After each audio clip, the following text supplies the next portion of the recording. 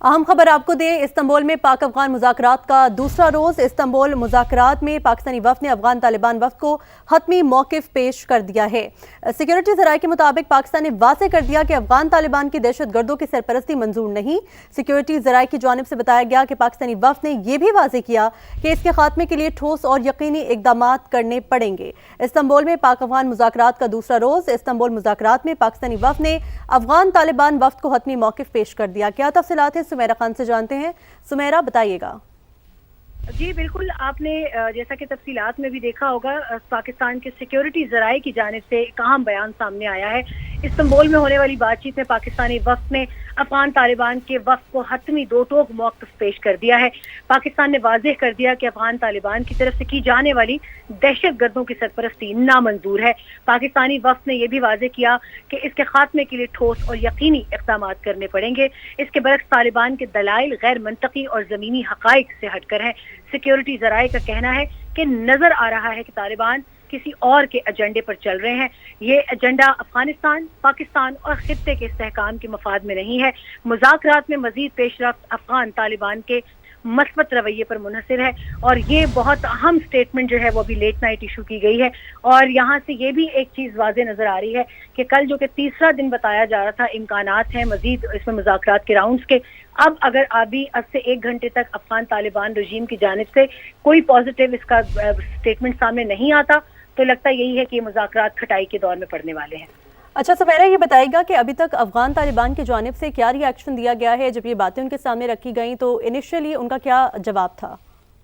जी, जैसा कि ज़राए ने भी, सिक्योरिटी ज़राए ने भी वाज़े ये एक लाइन ऐड की है अपने बयान में कि उनकी जानिब से इसके तमाम तर जो जवाब है, इनके पाकिस्तान के तमाम तर जितने रिजर्वेशन से जो पाकिस्तान ने वाज़े किए हैं उसके बरक्स तालिबान के दलाइल गैर मंतकी और ज़मीनी हक़ाइक़ से हटकर हैं। और अब से कुछ अर्सा पहले तक कल तक कुछ पाकिस्तान में भी मीडिया आउटलेट से खबरें चला रहे थे कि अफगान तालिबान ने अपना डोजियर या अपने रिकमेंडेशन दे दी हैं। इस बयान से ये भी जाहिर होता है कि अभी तक तालिबान ने कोई हतमी अपने रिकमेंडेशन पाकिस्तान को नहीं दिए थे, बल्कि अभी तक सिर्फ जो थी वो हिचकिचाहट का शिकार थे और वो मुख्तलिफ ऐसे बयानात दे रहे थे या पाकिस्तानी वक्त से वो चीज़ें डिस्कस करने की कोशिश कर रहे थे जो कि इंतहाई अर्जेंट नौयत की नहीं थी, बल्कि वो उनको हीले बहाने अगर कहा जाए तो ज़्यादा मुनासिब होगा। हीले बहानों की तरफ जाया गया अफगान तालिबान की जानिब से। आपने बताया कि मुज़ाकरात खटाई में भी पड़ सकते हैं। बिल्कुल ऐसा ही है, जो कि अगर अब से 1 घंटे बाद तक अफगान तालिबान रजीम के वक्त की जानिब से कोई अगर इसका मुनासिब जवाब नहीं दिया जाता, क्योंकि पाकिस्तान ने जो डॉजियर्स उनके हवाले किए थे पहले दिन इस्तांबुल में, उसके अंदर तमाम तर वाज़े शवाहिद, वो सबूत जो कि इर्रिफ्यूटेबल सबूत हैं और उसके अंदर उनको दूसरे ममालिक की जानिब से भी जो माली सरपरस्ती और मुआवनत दी जाती रही, पाकिस्तान ने पूरा होमवर्क करके उसको तमाम तर ठोस सबूतों की बुनियाद पर हवाले किया। मगर उसके जवाब में जो रिकमेंडेशंस अफगानिस्तान की जानिब से पहले दिन हवाले की गई थी दोहा के फॉलो अप के तौर पे, ये यहाँ पर बताना अहम है कि हम इस्तांबुल मुज़ाकरात के डॉजियर्स की बात नहीं कर रहे, हम फॉलो अप डॉजियर की बात करें जो दोहा के मुआहिदे के बाद मुरतब किया गया था। उसमें भी अफगान तालिबान की जानिब से कोई ऐसी यकीन दहानी नहीं कराई गई, बल्कि सिरे से ये बात ही नहीं की गई कि टीटीपी, जिसको हम फितनल ख्वारिज कहते हैं या फितनल हिंदुस्तान, दोनों ग्रुप्स जो कि सब बलोचिस्तान और केपी में शोरश बर्पा किए हुए हैं, वो दोनों के दोनों एक हैवी फंडिंग के साथ अफगानिस्तान में इस वक्त पनाह लिए हुए हैं और उन दोनों की जानिब अफगान तालिबान रजीम का ये वक्त आने को तैयार नहीं।